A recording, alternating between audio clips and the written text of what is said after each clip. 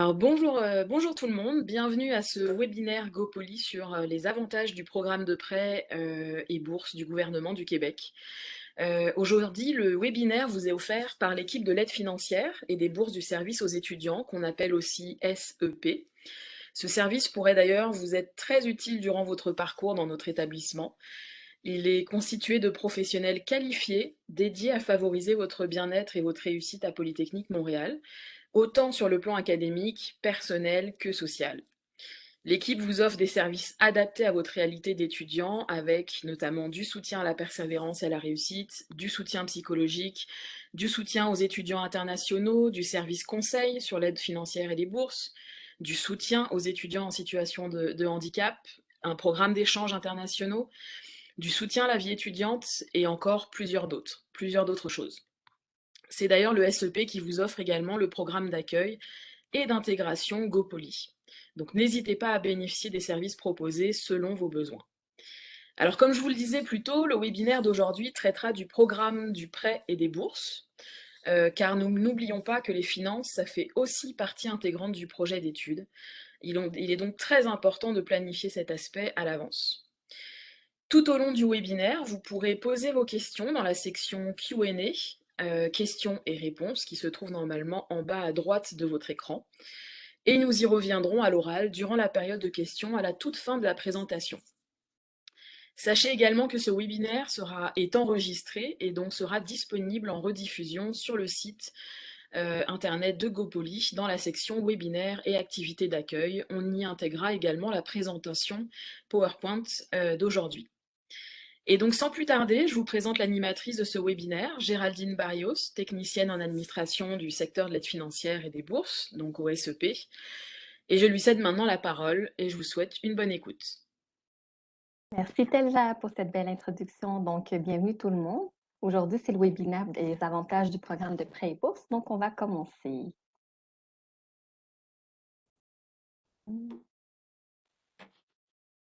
Désolée, ce ne sera pas bien long. J'ai comme un petit bug avec mon PowerPoint. Je vais recommencer. OK. OK. Donc, aujourd'hui, l'objectif de ce webinaire, c'est de présenter en fait l'importance du programme AFE, qui est l'aide financière aux études. Vous allez souvent entendre cet acronyme-nom. Donc, dans la planification du financement de vos études. Je vais vous présenter également les avantages du programme d'avoir le prêt et bourse du gouvernement du Québec en prévision de votre rentrée à l'hiver prochain. Donc, le webinaire aujourd'hui va être divisé en deux parties. Donc, la première partie, c'est pour vous expliquer en fait les étudiants qui sont admissibles, le statut qui est considéré à temps plein pour pouvoir bénéficier du programme de prêt et bourse. Je vais également démystifier c'est quoi le statut de réputé à temps plein parce qu'on en entend parler souvent. Les différents avantages du programme de prêt et bourse, ainsi que le programme de prêt et bourse en bref, un petit peu comment ça fonctionne. Et également vous expliquer le fonctionnement de l'étudiant quand il envoie sa demande à l'aide financière aux études à Québec, parce que ce sont des bureaux gouvernementaux externes, et notre fonctionnement avec nous, le bureau d'aide financière à la Polytechnique. Et la deuxième partie, ça va être pour la période de questions et pour vous donner les liens ainsi que si vous avez besoin de plus d'informations.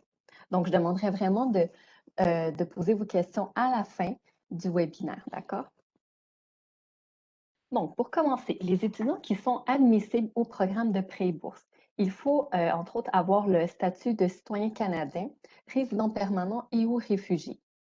Donc, ce programme-là ne s'adresse pas comme aux étudiants internationaux. Il faut résider au Québec selon les règles de l'aide financière aux études, être inscrit dans un programme reconnu ici dans le cadre universitaire, soit au premier cycle, deuxième cycle ou troisième cycle. Ne pas avoir atteint les limites de mois d'admissibilité ou d'endettement du programme. Ça, je vais l'expliquer plus en détail, plus on avance dans le webinaire. Également, il faut poursuivre des études à temps plein. C'est vraiment une des règles, être inscrit dans un programme à temps plein ou avoir le statut de réputé à temps plein avec un minimum de 6 crédits ou plus. Ça, je vais l'expliquer aussi davantage. Donc, les statuts considérés à temps plein. On va commencer avec le premier cycle qui inclut les années préparatoires, le baccalauréat, ainsi que le programme au certificat. Il faut absolument avoir un minimum de 12 crédits qui équivaut à 4 cours, habituellement pour être considéré à temps plein. Donc, si vous avez moins que 12 crédits, ça constitue un statut à temps partiel, donc vous n'avez pas le droit d'avoir un calcul d'aide financière aux études. Et je dirais aux étudiants de faire très attention, surtout au premier cycle, parce que souvent, lorsqu'ils soumettent une demande d'aide financière, ils prennent pour la session d'automne, été, automne, hiver et été, mais l'été, souvent, les cours ne sont pas disponible assez pour avoir un minimum de 12 crédits, d'accord? Donc, faites vraiment attention. Si parfois vous n'êtes pas certain de pouvoir avoir au moins 12 crédits pour l'été et l'aide financière ne font pas attention à l'été long ou l'été court. C'est vraiment le nombre de crédits qui est important pour pouvoir bénéficier d'un calcul. Toutefois, qu'est-ce qui est bien, c'est que lorsqu'un étudiant fait un stage, il y a un petit avantage au niveau de l'aide financière aux études et souvent, ça arrive que les étudiants prennent leur stage durant l'été. Si c'est un stage obligatoire, ça, c'est un statut qui peut être reconnu à temps plein au niveau de l'aide financière aux études. Par contre, si c'est un stage facultatif, et ça pour démystifier c'est quoi que moi je fais, le stage obligatoire ou facultatif, vous pouvez vraiment poser la question au registrariat, eux, ils vont pouvoir vous guider à ce niveau-là. Donc, si c'est un stage facultatif que vous prenez, ça, c'est pas reconnu à temps plein au niveau de l'aide financière. Et l'autre dernier petit avantage, c'est que si vous prenez un stage obligatoire et ou facultatif et que vous ajoutez à ça un cours de 3 crédits, ça, vous avez le droit d'avoir un calcul d'aide financière parce que c'est considéré comme un statut d'étude d'étudiant en temps plein. Donc, moi, je tiens à le spécifier parce que souvent, des étudiants l'été, ils me disent, ah, j'aurais pas de calcul d'aide financière parce que j'ai moins de 12 crédits. Mais si tu prends un stage avec un cours ou un stage obligatoire tout seul, tu as le droit d'avoir un calcul d'aide financière. Donc, ça peut vraiment être avantageux pour vous. Maintenant, au deuxième cycle, à la maîtrise professionnelle ainsi qu'au DESS, le statut considéré à temps plein pour pouvoir bénéficier d'un calcul d'aide financière, c'est 9 crédits. Donc, si vous avez moins que ça, c'est considéré à temps partiel. Donc, à la maîtrise recherche, qui est au deuxième cycle, ça, c'est automatiquement considéré à temps plein. Donc, vous n'avez pas à mettre un nombre de crédits parce que c'est un statut automatiquement considéré à temps plein au niveau de l'aide financière aux études. Même chose pour les gens qui sont au doctorat. D'accord? Donc, pour répéter un peu ce que je disais avant, les étudiants à temps partiel, c'est vraiment ceux qui ont moins que 12 crédits au premier cycle, moins que 9 crédits au deuxième cycle. Et si vous prenez le stage facultatif tout seul au premier cycle, c'est vraiment à temps partiel. Donc, faites attention à ça. Et c'est sûr que ce webinaire, c'est vraiment pour le programme des pré-bourses à temps plein. Par contre, le programme à temps partiel existe. Je n'ai pas trop élaboré là-dessus, mais c'est pas la même chose que le programme à temps plein, d'accord? Et exemple, si vous n'êtes pas admissible au programme à temps plein, ça ne veut pas dire que vous allez être nécessairement admissible au programme à temps partiel. C'est différentes règles. Vous avez le droit, c'est seulement un prêt, vous avez le droit seulement à un versement à chaque début de session sous forme de prêt. Il faut un minimum de 6 crédits. Donc, à la fin du webinaire, j'irai vous montrer où vous pouvez aller voir les informations à ce sujet sur le site du gouvernement pour les demandes à temps partiel. Donc maintenant, le statut réputé à temps plein, en fait. Ça, qu'est-ce que ça veut dire? C'est que vous êtes réputé pour suivre des études à temps plein, même si vous étudiez à temps partiel, et que vous maintenez au moins entre 6 et 11 crédits, tout dépendamment dans le programme auquel vous êtes. Mais qu'est-ce que l'aide financière aux études vous exige? C'est d'avoir tout le temps un minimum de 6 crédits et que vous êtes dans l'une des situations mentionnées ici. Donc, je donne un exemple. Vous êtes enceinte d'au moins 20 semaines. Donc, à l'aide d'un formulaire, si vous êtes enceinte d'au moins 20 semaines et que vous avez soumis une demande d'aide financière, vous allez avoir le droit d'être à un minimum de 6 crédits, exemple au premier cycle, deuxième cycle, et vous allez quand même avoir le droit d'avoir un calcul d'aide financière aux études. L'autre exemple qui revient souvent, c'est les étudiants qui sont parents. Donc, si vous avez un enfant qui a moins de 6 ans au 30 septembre de l'année d'attribution actuelle, donc actuellement, nous sommes dans l'année d'attribution 2021-2022. Si vous avez un enfant en bas âge et que vous allez recommencer les études, en fait, eh bien, vous pouvez avoir le droit d'avoir Dans le fond, qu'est-ce que ça veut dire, le statut réputé à temps plein? C'est que vous êtes à temps partiel dans peu importe le programme, mais que vous avez au moins 6 crédits et que vous êtes dans l'une des conditions énumérées ici, vous pouvez être à temps partiel et bénéficier quand même d'un calcul comme si vous seriez à temps plein. C'est ça que ça veut dire le statut réputé à temps plein. Parfois, il faut le prouver. Exemple, quand vous êtes parent, il faut envoyer le certificat, je donne un exemple, de naissance de l'enfant.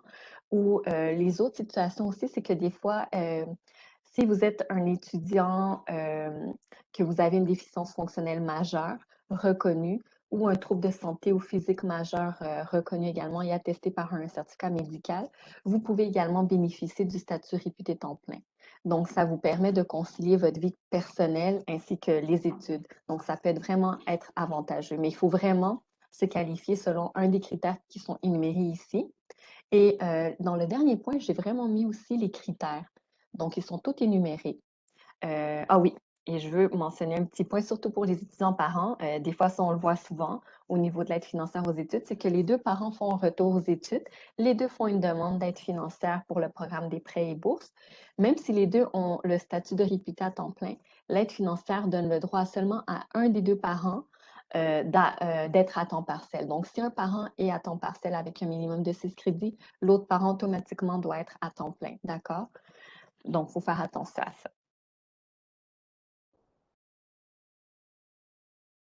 OK, maintenant, les avantages du programme d'aide financière aux études. En fait, les avantages du programme d'aide financière aux études, c'est une évaluation basée sur le besoin financier de l'étudiant et selon sa situation familiale et non sur le résultat académique. Donc, parfois, j'ai des questions des étudiants, ils pensent que l'aide financière vont te demander tes relevés de notes, mais ce n'est pas basé sur ça, c'est vraiment selon votre situation familiale et les notes n'ont rien à voir. Donc, si vous pensez être admissible, vous allez pouvoir soumettre une demande d'aide financière sans nécessairement donner comme votre bulletin scolaire. Également, c'est un prêt qui est sans intérêt, mais ici, il faut faire attention, c'est que tant que vous maintenez votre inscription à temps plein, et ce pour une période, une session donnée. D'accord? Donc, je vais donner un exemple. Si vous êtes à temps plein à la session d'automne et à l'hiver et que vous êtes à temps partiel à l'été, ben, vous allez bénéficier, en fait, c'est le gouvernement qui prend en charge l'intérêt ainsi que le capital parce que nous, on vous confirme à temps plein auprès d'eux. Et en plus, ça vous donne droit à une exemption de 6 mois. Donc, c'est comme si vous êtes tenu de ne pas rembourser votre prêt tant que vous êtes inscrit à temps plein. Mais lorsqu'un étudiant est à temps partiel, ça, j'ai voulu l'ajouter à ce webinaire-ci. Il faut faire attention parce que des fois, les étudiants, ils pensent que même s'ils sont inscrits à temps partiel ou qu'ils sont vers la fin de leur bac et que l'école les considère quand même à temps plein, pas au niveau de l'aide financière aux études. Au niveau de l'aide financière aux études, c'est quand même des règles assez rigides et il faut vraiment être inscrit à temps plein pour pouvoir bénéficier de ne pas avoir le prêt sans intérêt et d'avoir comme un report d'exemption, en fait, là. Donc, ça, c'est un avantage. Également, c'est que l'aide financière aux études, leur taux d'intérêt préférentiel à la fin de vos études, actuellement, et depuis je dirais quelques années, il est à 2,95. Donc, si on compare avec les institutions financières, ben, c'est très bas. Et même quand vous allez prendre l'entente en la fin auprès de votre banque, ben, c'est vraiment pas un gros taux d'intérêt. Également, avec le programme des prêts et bourses, vous avez un avantage d'avoir des bourses. OK? Des fois, moi, des étudiants me font rire, ils me disent ah, moi, je veux faire une demande pour la bourse. Mais ce n'est pas une bourse, c'est selon En fait, l'aide financière aux études, c'est vraiment un programme d'aide gouvernementale basé sur les besoins de l'étudiant. Et tout dépendamment de votre situation familiale et financière, vous allez recevoir un calcul d'aide soit sur l'octroi de prêts et bourses, soit vous allez avoir seulement le droit à du prêt, ou soit vous allez tout simplement refuser. Des fois, ça arrive quand l'aide financière aux études juge que vous avez le revenu suffisant pour pouvoir payer vous-même vos études. Ce programme est également compatible avec les autres programmes de financement, c'est-à-dire que si, exemple, vous participez à une bourse de l'école ou une bourse externe, ou sinon, on a des fois des étudiants qui sont à la maîtrise recherche ou au doctorat. Eux, souvent, ils reçoivent des aides financières octroyées sous forme de bourse, c'est une aide gouvernementale, mais octroyée par leur directeur de recherche. Mais ça veut dire que ça ne vous empêche pas, si vous êtes admissible au programme d'aide financière aux études, de recevoir quand même une aide financière, d'accord? C'est juste que parfois, ça je l'ai vu quelques fois, c'est que le montant du directeur de recherche peut être quand même assez élevé. Donc, faites juste attention, des fois, ça peut être refusé car l'aide financière juge que le revenu est suffisant. C'est comme avoir deux subventions, en fait. Mais normalement, ce programme-là est compatible, même si vous recevez des bourses, là, et vous avez droit à une exemption en plus. Donc, ça peut vraiment être avantageux. Aussi, vous avez la possibilité d'aller chercher des aides supplémentaires pour des situations critiques qui mettent en péril la poursuite de vos études. Je vous donne un exemple. Un étudiant qui habite en région éloignée et qui, exemple, vient à la Polytechnique et ça lui prend plus que 2 heures pour faire le trajet parce qu'il y a des cours en présentiel, eh bien, vous pouvez remplir un formulaire. Nous, on le vérifie, on l'atteste. Et si vraiment ça fait plus que 2 heures que vous faites le chemin pour aller à la Polytechnique, vous pouvez avoir un petit extra de plus dans votre calcul d'aide financière. Donc ça viendrait maximiser votre calcul d'aide financière. Même chose pour les étudiants, des fois, qui partent en stage et que c'est à l'extérieur.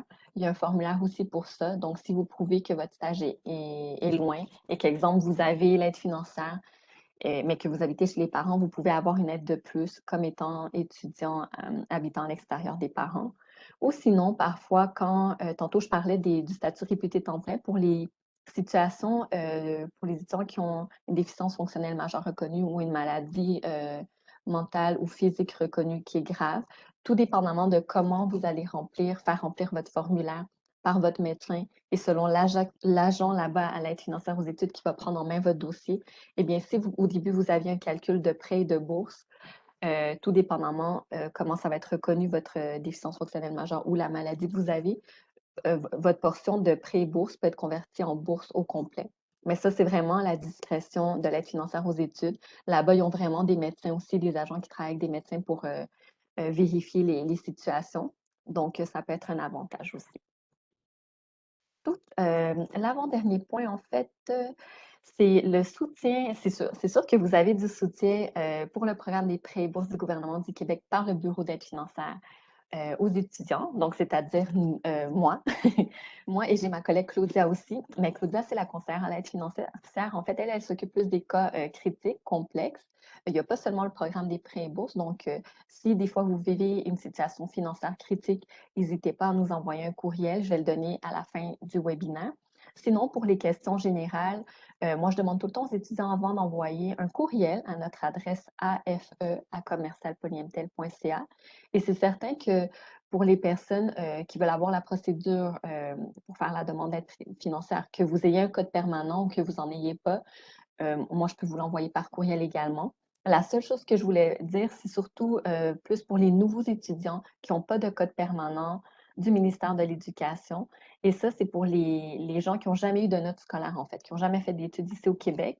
Moi, je vous accompagne vraiment et je vous guide. Même, je vérifie au complet la demande d'aide financière avant, et j'insiste, avant que vous l'envoyiez au bureau d'aide financière aux études. Parce que des fois, j'envoie la procédure et ils envoient les documents, mais comme c'est format papier la première fois quand l'étudiant n'a pas de code permanent, moi, j'aime vraiment toute la vérifier pour être certain qu'il ne manque rien et je vous accompagne à ce niveau-là.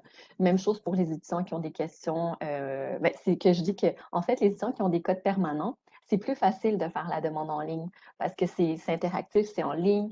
Tout dépendamment comment vous répondez à votre demande, vous allez avoir tout de suite l'autre page et à la fin, quand vous faites soumettre, ça va vous donner la liste de documents que vous devez fournir selon comment vous avez rempli votre demande d'aide financière.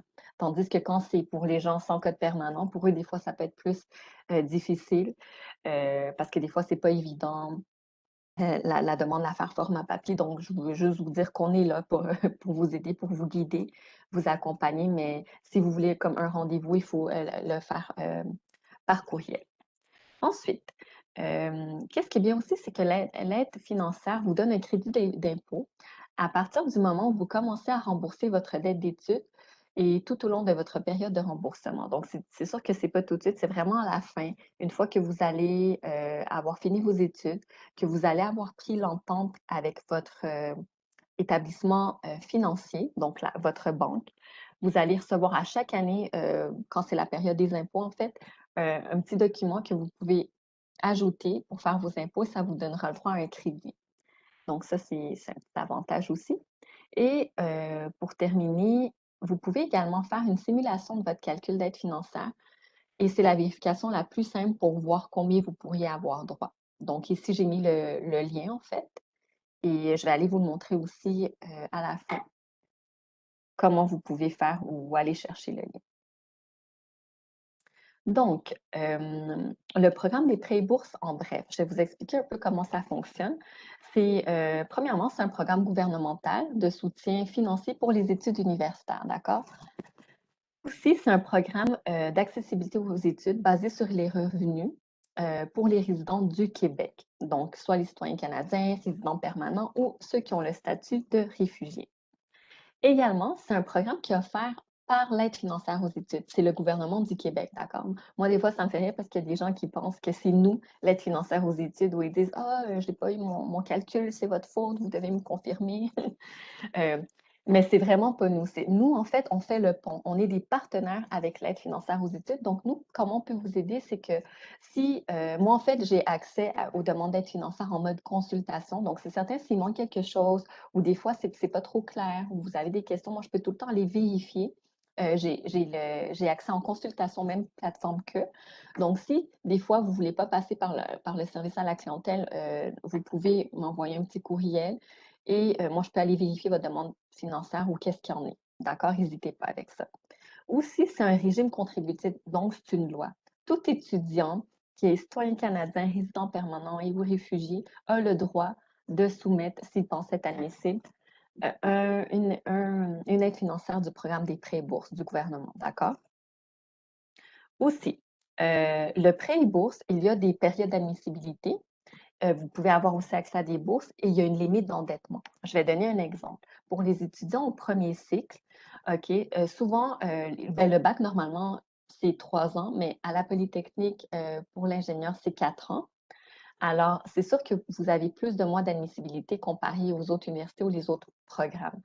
Donc, normalement, entre le premier mois et le 38e mois, vous avez le droit à un calcul de prêt et bourse, OK? Mais ça dépend, j'insiste tout le temps, entre la situation familiale ou le revenu que vous avez fait. Et entre le 39e mois et le 47e mois, c'est que du prêt.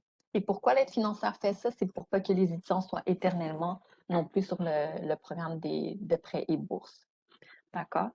Ensuite, le calcul, comment fonctionne? C'est que normalement, c'est les dépenses reconnues donc de l'étudiant, moins sa contribution étudiante, moins la contribution des tiers, ça va égaler le besoin d'aide financière. Donc, la contribution des tiers, qu'est-ce que c'est? C'est que si vous êtes marié, ben, votre conjoint ou conjointe vont devoir remplir un formulaire, donc la déclaration du conjoint, parce que oui, l'aide financière va prendre en considération le revenu du conjoint ou de la conjointe. Même chose, si exemple, vous êtes un étudiant sans contribution parentale.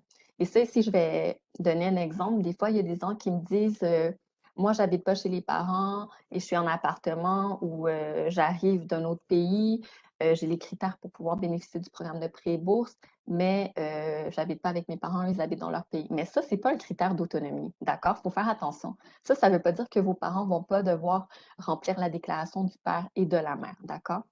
Pour l'aide financière aux études, un critère d'autonomie, c'est soit d'être marié, soit vous avez des enfants, soit vous avez une déficience fonctionnelle majeure reconnue, soit vous avez une situation familiale délicate avec la famille, puis là, il y a un formulaire qui fait que vous pouvez vous détacher de vos parents et là, vous êtes considéré autonome, soit vous travaillez pendant 24 mois, donc 2 ans, consécutifs, vous pouvez être à temps partiel, mais il ne faut pas avoir été à temps plein aux études. Donc, vous voyez les critères un peu d'autonomie, le fait de ne pas habiter chez les parents, ce n'est pas ça qui va faire que vous êtes autonome auprès de l'aide financière. Donc, ça se peut qu'à chaque année, on vous demande, tout dépendant de votre situation, que vos parents ou votre conjointe remplissent comme leur déclaration respective, OK? Parce que c'est un régime contributoire. Aussi, le 7e point, en fait, c'est les revenus d'employés et les prêts et bourses. Ça, c'est important, c'est que si vous travaillez, l'aide financière, là, comme je vous ai dit, on est dans l'année d'attribution 2021-2022. Si vous travaillez, que vous soyez soit aux études à temps plein ou bref, ou que vous ayez le statut réputé temps plein, l'aide financière va vous demander de déclarer vos revenus. Donc, vous devez déclarer tout revenu que vous avez fait entre le 1er janvier 2021 jusqu'au 31 décembre 2021. OK? Et si vous n'avez pas le montant exact, ben, vous pouvez en tout temps l'échanger ce montant-là parce que c'est certain que votre revenu va affecter votre calcul d'aide financière, d'accord? C'est un régime contributoire, donc c'est sûr que si vous faites un montant d'argent, euh, l'aide financière, ça se peut qu'il vous fasse un calcul en conséquence de le revenu que vous avez gagné. Donc, c'est important d'aller déclarer le bon montant et pour éviter des lettres d'écart à la fin de l'année quand ils vont aller vérifier si vous avez bien déclaré vos revenus. Ensuite, il y a le fonctionnement avec l'étudiant lorsqu'il fait sa demande à l'aide financière aux études à Québec et nous qui confirmons votre session donc à Polytechnique. Je vais l'expliquer plus en détail dans la prochaine diapo.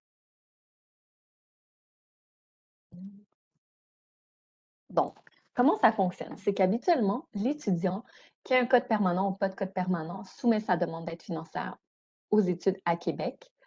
Ensuite, Polytechnique Montréal, nous, on va vous confirmer, mais seulement une fois que l'inscription au niveau du registrariat va être faite. Donc, votre travail ici pour les étudiants, moi je leur dis tout le temps, là, vous voyez, on commence l'aide financière aux études. En plus, bientôt, le rush va commencer pour les demandes d'aide financière. Donc, pour les nouveaux étudiants qui n'ont pas de soumis d'aide financière encore, moi, je vous inviterai à le faire le plus rapidement possible, surtout les étudiants qui ont un code permanent. Ça se fait en ligne. Donc, si vous voulez avoir la procédure, vous pouvez m'envoyer un petit courriel pour que je vous la transmette. Et pour les gens qui n'ont pas de code permanent, moi, je vous suggère aussi de la faire rapidement. C'est que qu'est-ce qui arrive, c'est que l'aide financière s'arrange tout le temps pour que les étudiants reçoivent leur premier versement le premier de chaque mois. Mais faut que vous fassiez attention parce que l'aide financière ne s'occupe pas juste de nous, Polytechnique, il s'occupe de tous les établissements à travers le Québec. Et les délais de traitement, des fois, c'est de 10 à 20 jours ouvrables. Quand c'est une nouvelle demande d'aide financière, ça peut prendre, c'est ça, 20 jours ouvrables entre le lundi et le vendredi. Et donc, c'est important de la faire dès que possible. Et vous pouvez la faire indépendamment, même si vous n'êtes pas encore inscrit à la Polytechnique. La seule chose qu'il faut faire attention, c'est de vous assurer d'être inscrit lorsque le registrariat va ouvrir leur date pour que vous puissiez aller faire le choix de vos cours et que votre inscription soit oui. C'est de vous assurer de le faire dans les délais. Comme ça, nous, on va vous confirmer. En plus, là, nous, on va être là jusqu'au 23 décembre, donc on peut confirmer les étudiants jusqu'au 23 décembre, mais après, pour les gens qui auront fait la demande d'aide financière après, vous allez recevoir vos versements plus tard. Mais inquiétez-vous pas, c'est rétroactif, donc ça au moins c'est bien. Alors, même si vous faites votre demande d'aide financière plus tard, ben, vous allez recevoir vos sous plus tard, tout simplement. Mais j'insiste, c'est deux demandes indépendantes. Donc, vous faites votre demande d'aide financière, vous l'envoyez et ensuite vous vous assurez d'être bien inscrit à la Polytechnique. Et moi, des fois, je dis aux étudiants, tu peux m'envoyer un petit courriel une fois que ta session d'hiver est activée et qu'on voit tes cours. Si tu as fait ta demande d'aide financière, juste envoie-moi un courriel pour dire bonjour, pouvez-vous confirmer ma session d'hiver, s'il vous plaît? Comme ça va vraiment éviter que vos versements soient bloqués. Mais ça, c'est aussi une fois que l'aide financière a traité votre demande. Moi, je peux quand même confirmer d'avance. Nous, on reçoit des fichiers de toute façon automatiques. Dès qu'un étudiant soumet une demande d'aide financière, nous, on reçoit des fichiers de l'aide financière aux études. On a au-dessus de 2400 étudiants par année qui soumettent des demandes, donc c'est énorme. C'est sûr qu'on ne fait pas tout ça manuellement. Il y a des fichiers automatiques à chaque semaine. Donc, vous, c'est votre devoir aussi. Puis moi, je dis tout le temps, c'est la responsabilité de l'étudiant de s'assurer d'être inscrit dans les délais s'il veut recevoir ses sous dans les temps aussi. Alors, voilà. Oups, donc, pour plus d'informations, moi, je vous dirais d'aller consulter notre site web. OK? Il y a notre site web, il y a un webinaire. Il va y avoir le nouveau qui va être mis à jour pour la session d'hiver. Vous allez trouver aussi toutes les informations en lien sur ce que je viens d'expliquer sur l'aide financière aux études. Je vais aller vous le montrer tout à l'heure. Également pour trouver les codes de programme, le code d'établissement, les petites particularités, en fait, quand vous abandonnez, quand vous annulez des cours parce qu'il y a des pénalités quand ça arrive. Aussi les informations sur les stages ou lorsque vous devez faire assermenter des documents pour l'aide financière aux études, il y a des liens pour vous guider. Il y a les questions les plus fréquemment posées. Et aussi, pour le deuxième point, je vous dirais de visiter le site du gouvernement pour de l'information sur le programme. Je vais aller vous le montrer tout à l'heure pour que vous puissiez aller voir. Si vous voulez, vous pouvez prendre en note les liens ou prendre une petite photo, mais je vais aller vous le montrer de toute façon tout à l'heure. Aussi, moi, je vous dirais d'aller lire le guide Une aide à votre portée. Moi, je trouve que ça, c'est vraiment la Bible de l'aide financière aux études. Et qu'est-ce qui est bien, c'est que c'est vraiment toute l'information sur le programme, comment ça fonctionne. Vous ne savez pas quoi déclarer à l'aide financière? Est-ce que vous avez des REER? Est-ce qu'il faut les déclarer, pas les déclarer? Le petit guide Une aide à votre portée va vous le dire.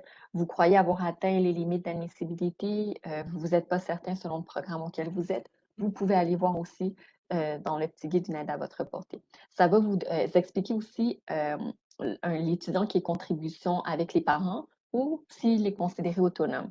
C'est vraiment expliqué. Vous avez même des exemples de calcul. Donc, moi, je dis vraiment à l'étudiant qu'avant de soumettre une demande d'aide financière, c'est sûr que c'est quand même un petit document qui est volumineux, mais il y a des sections et vous pouvez cliquer interactivement et ça va vous emmener vraiment au sujet qui vous intéresse sur le programme. Des fois, il y en a qui ont peur et disent comme ah, c'est une grosse démarche, mais je vous dis, c'est vraiment bien fait. Quand vous prenez le temps de lire et de lire ma procédure que moi je vous envoie et aussi de suivre le guide, je vous dis, vous êtes bien pour faire votre demande d'aide financière, puis par la suite, ça se fait comme en ligne directement. Aussi, si vous, comme j'expliquais plus tôt, si vous avez des questions en lien avec le programme de prêt et bourse, moi, je demande en premier lieu de tout le temps envoyer un courriel. Si vous avez plusieurs questions ou que vous désirez avoir la, la procédure pour comment faire la demande d'aide financière avec code permanent ou sans code permanent, vous m'envoyez un petit courriel, moi je vais vous l'envoyer. Pour les étudiants qui n'ont pas de code permanent, comme j'ai dit, moi je la vérifie, puis je vous guide aussi, je ne vous laisse pas tout seul.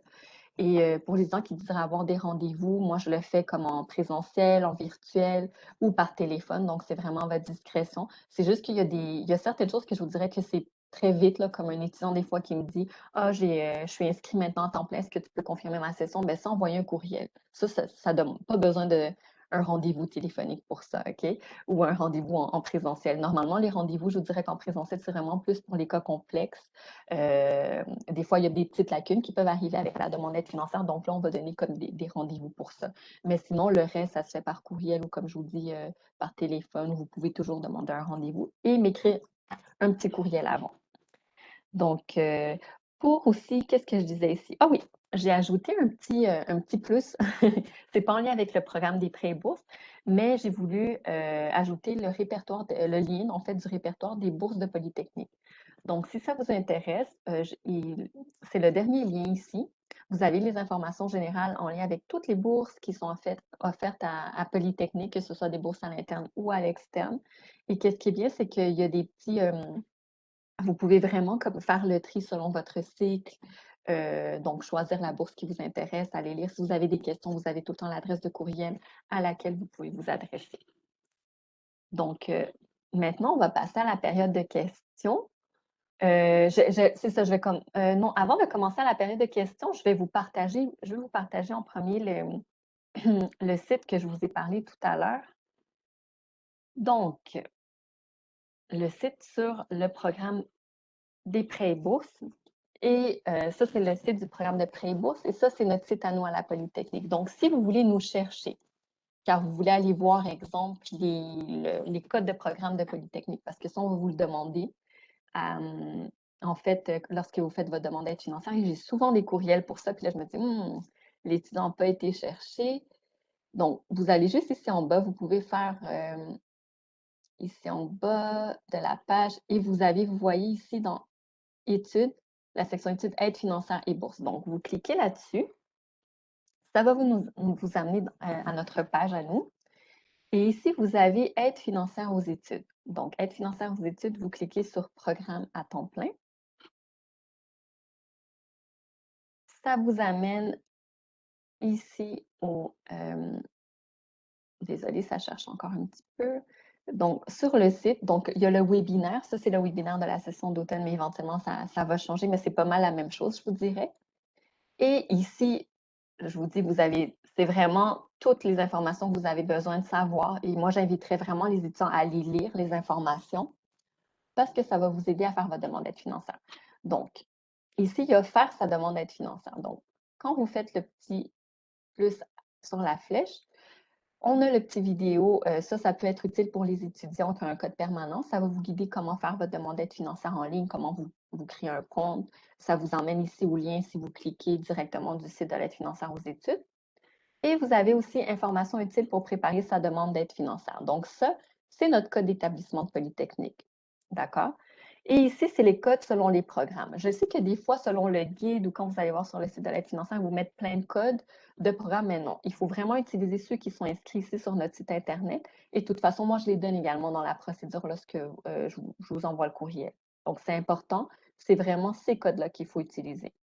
Et ça, c'est notre code d'établissement de Polytechnique. Ça, je vais insister parce que si vous vous trompez avec ce code-là, ça se peut que votre aide financière se retrouve dans un autre établissement d'enseignement et c'est un petit peu complexe pour le faire revenir à la Polytechnique. Donc, faites attention à ça. Ici, ça vous explique le versement d'aide financière et les confirmations des renseignements scolaires, comment ça fonctionne. Ça vous dit aussi les études à temps plein, donc qu'est-ce que j'ai déjà expliqué, les reconnaissances des cours hors établissement. Ah, ça, je vais en parler dans le webinaire, justement.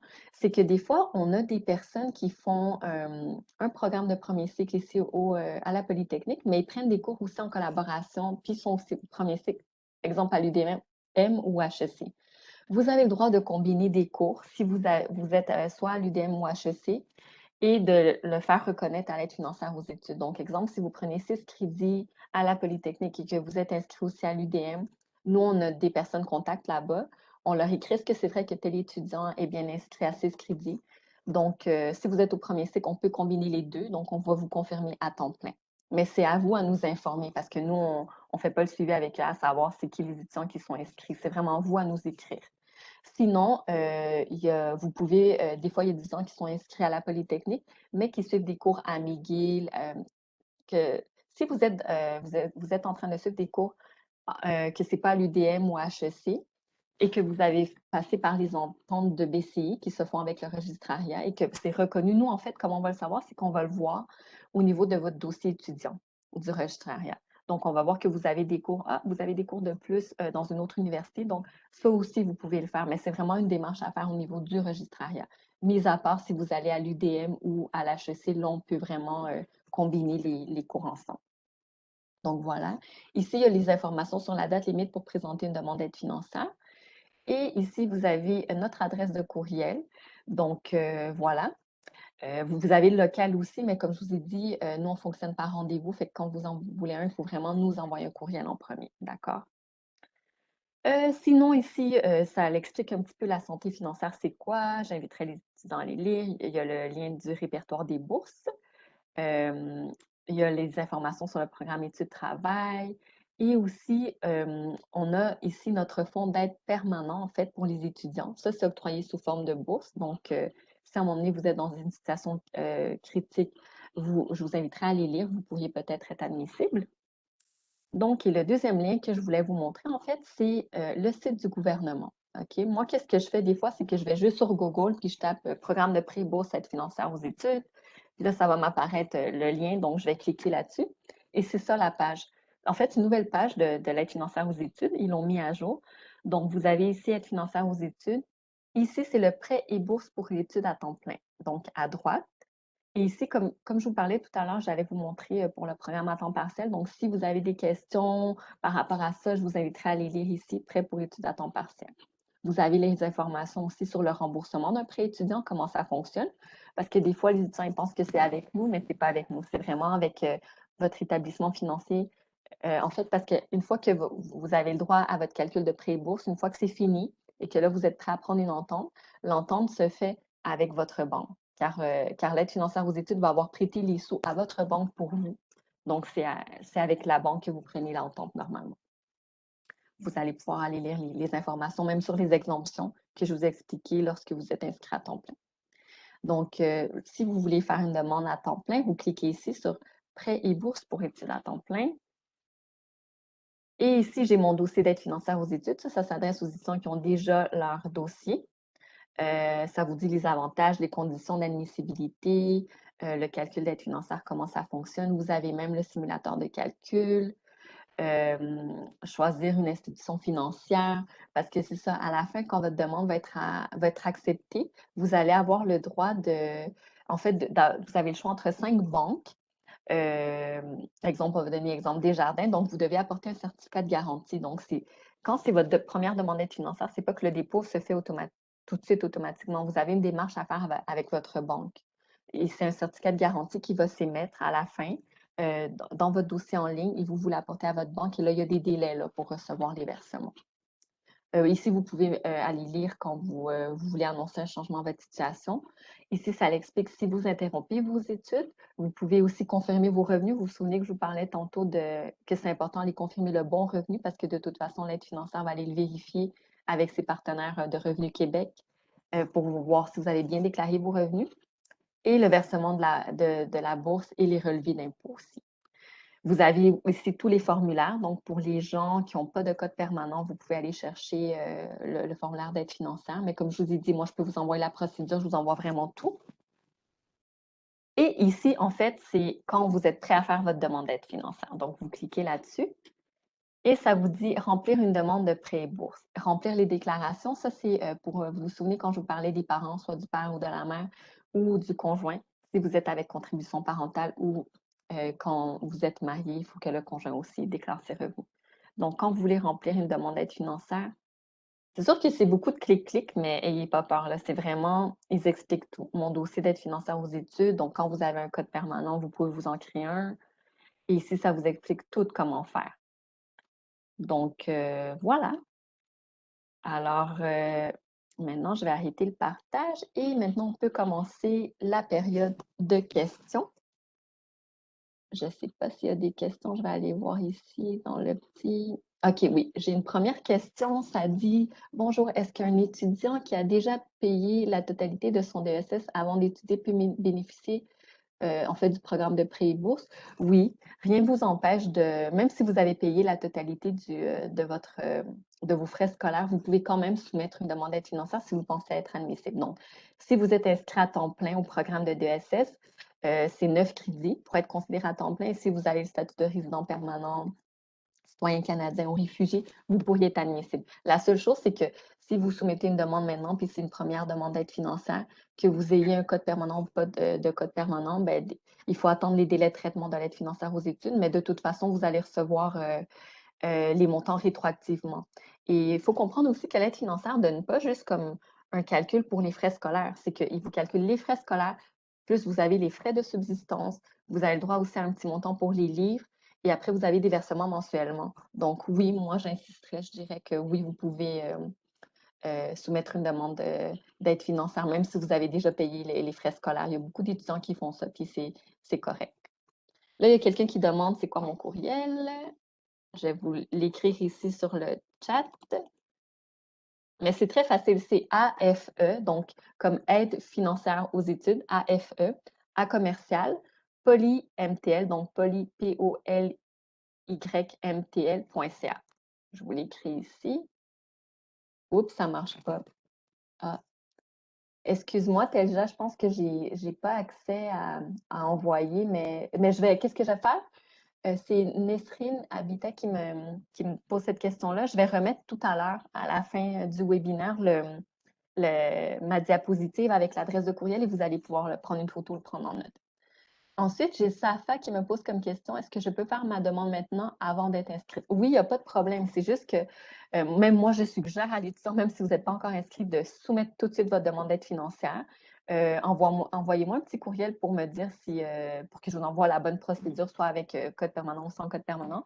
Mais je vous suggère de la faire dès maintenant parce que, comme j'expliquais au webinaire, les périodes occupées à l'aide financière vont commencer très bientôt pour la rentrée d'hiver.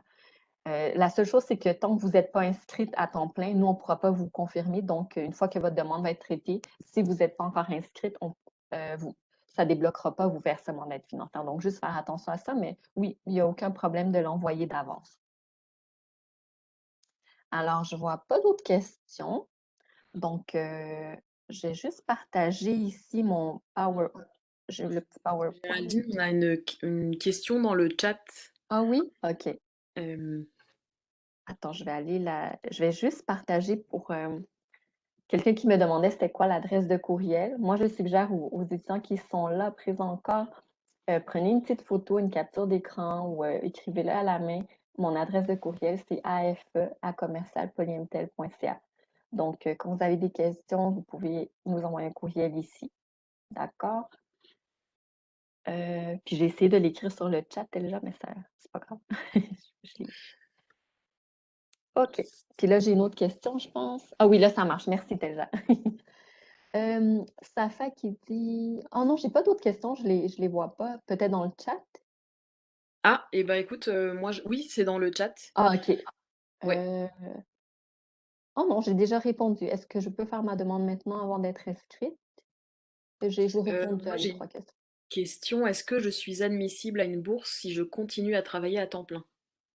Dans le fond, oui, si la personne travaille à temps plein, Oui, vous pourriez être admissible comme quand même au programme de pré-bourse, tout dépendamment du revenu que vous faites. C'est pour ça que moi, je vous suggérais, d'aller faire une simulation de votre aide financière. Il vous demande tout le temps de mettre le revenu, brut que vous faites et ça va pouvoir vous donner combien vous allez avoir le droit. C'est sûr que si vous faites un gros salaire, puis là, moi, je ne peux pas vous donner des barèmes. Hein. L'aide financière, c'est vraiment, ça dépend de la situation de l'étudiant, comme je vous dis, familiale ou si vous êtes considéré autonome ou non. Mais si vous n'êtes pas certain d'avoir le droit d'avoir un calcul d'aide financière, moi, je dis tout le temps aux étudiants d'essayer quand même avec la simulation. Et par la suite, si ça vous donne vous allez faire un calcul de prêt et bourse, ben, vous pourriez comme soumettre une demande d'aide financière, là, oui.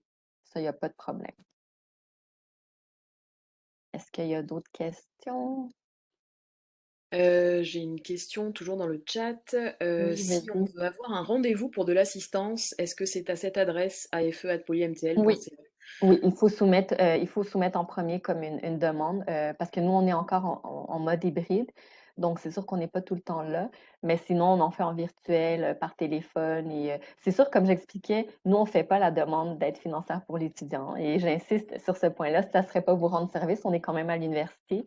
Et comme je vous ai dit, moi, je donne tout le temps en premier lieu la procédure à l'étudiant. Moi, je m'attends à ce qu'il la fasse de son côté, surtout s'il a un code permanent. C'est très facile. C'est sûr que s'il y a des questions, moi, oui, je peux le mais je peux pas comme être avec vous puis la faire, là, non, non. Mais si vous avez des questions, vous bloquez dans certains endroits, oui, je peux comme vous guider, ça, il y a pas de problème. Mais c'est plus pour les étudiants, je vous dirais, qui ont pas de code permanent. Eux, moi, vraiment, je leur envoie la procédure. Après, moi, je leur dis vraiment, envoyez-moi votre documentation, soit on la vérifie en présentiel, en virtuel ou par courriel. Moi, je peux le faire aussi, tout dépendamment de vos disponibilités. Et là, je vais vous dire vraiment qu'est-ce qui manque. Parce que comme j'expliquais, c'est que les étudiants qui n'ont pas de code permanent, eux, ils doivent vraiment comme l'envoyer format papier la première fois.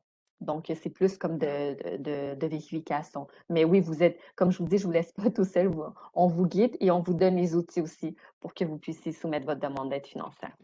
Alors, juste envoyer comme un courriel en premier. Dites-nous si vous avez un code permanent ou non et on va pouvoir vous envoyer la bonne procédure. Et le cas échéant, par la suite, si vous avez des questions, oui, on va vous guider. Là, je pense qu'il y a une autre question. Oui, il y a quelques questions qui se sont rajoutées dans la section Q&A. Euh, Moi, là, je les vois dans le chat. Attends. Non, c'est dans la section Q&A. OK.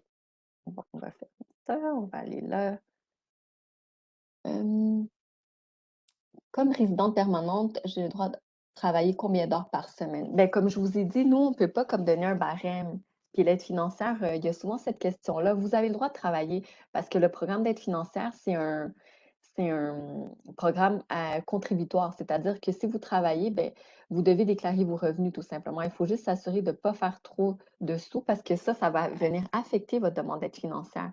Il ne faut pas oublier que c'est les dépenses admises moins le revenu de l'étudiant et moins la contribution des tiers. Donc, si, exemple, vous travaillez, puis tout dépendamment du programme auquel aussi vous faites partie, faites attention de ne pas trop travailler. Parce que le programme de pré-bourse, c'est sûr que si plus vous travaillez, ben, ça va venir affecter votre demande d'aide financière. Mais comme j'ai dit tantôt pour l'autre étudiante, je vous dirais de faire une simulation de calcul. Faites des essais-erreurs. Si, exemple, je fais comme exemple 15 000 au courant de l'année, ça va venir affecter comment ma demande d'aide financière? Si, exemple, je fais un 20 000 ou 25 000. Donc, n'hésitez pas comme à aller jouer comme ça avec les chiffres. Mais c'est sûr que pour tout revenu que vous faites, ça va venir il va avoir un impact au niveau de votre aide financière. OK?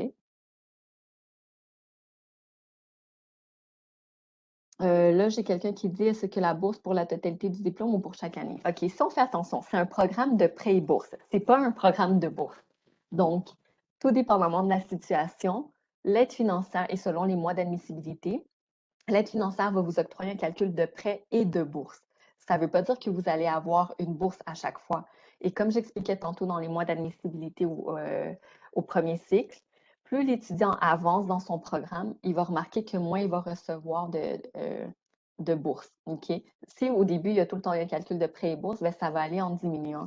Et pourquoi l'aide financière fait ça, comme j'expliquais, c'est que c'est pour éviter que les étudiants soient éternellement sur les prêts et bourses. Mais ça dépend pour chaque étudiant, là, le calcul de prêt et bourse. Des fois, il y en a qui reçoivent seulement un calcul de prêt. Ça dépend là, de vraiment votre situation familiale, la contribution et si vous travaillez ou pas.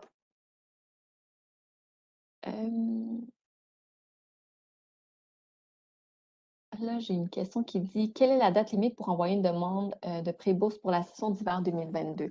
Actuellement, il y a pas de date limite. C'est sûr que l'aide financière aux études, là, on a commencé, comme j'expliquais, l'année d'attribution 2021-2022. Donc, les formulaires sont tout le temps disponibles à partir du mois de mai de chaque année, vers la mi-mai. Donc, vous auriez pu le faire, vers la mi-mai, même si vous rentrez seulement en hiver prochain. Puis, fait que là, moi, je dis que c'est juste que si vous attendez comme au mois de janvier, attendez-vous pas comme à recevoir un versement au mois de janvier. C'est pour ça que moi, je dirais aux étudiants qui viennent à temps plein à la session d'hiver, donc en 2022, moi, je vous suggérerais de faire votre demande dès maintenant. OK? Parce que, comme j'expliquais, les périodes de rush ont déjà commencé au niveau de l'aide financière aux études et c'est un organisme externe que vous envoyez votre demande par la poste pour les étudiants n'ayant pas de code permanent ou pour les étudiants qui ont un code permanent, ils le font en ligne. C'est des délais de traitement qui sont longs. Puis c'est hors de notre contrôle. Même nous, on ne peut pas comme les pousser leur dire: Est-ce que vous pouvez traiter vite la demande? Ça ne marche pas comme ça. C'est gouvernemental, c'est externe. Donc, moi, je dirais, si vous commencez en hiver prochain, envoyez-la dès maintenant. Comme ça, au moins, vous savez que vous l'avez fait d'avance et juste assurez-vous de faire votre inscription par la suite quand les dates vont être ouvertes au niveau du registrariat. Alors, c'est ça.